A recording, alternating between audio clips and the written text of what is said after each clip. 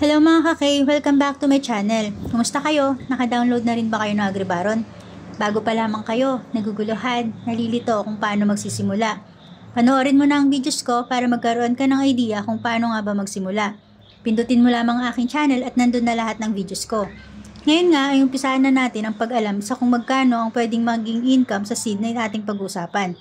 Ang seed na ito ay maaari lamang na maitanim sa level 5 plots, kaya naman alamin natin kung ano ito. Ito ay walang iba kundi ang banana seed. Ito ay mabibili sa halagang 30 gold coins. At ito ay may output na 10 kahoy at isang bunga ng banana. Ang bunga ng banana ay nagkakahalaga ng 7.26 diamonds. Kaya naman kung itatanim mo ito sa 30 plots mo sa loob ng isang araw ay meron kang 7.26 diamonds times 30 plots ay equals to 217.8 diamonds. At sa real cash, ito ay nagkakahalaga ng 2,178 PHP.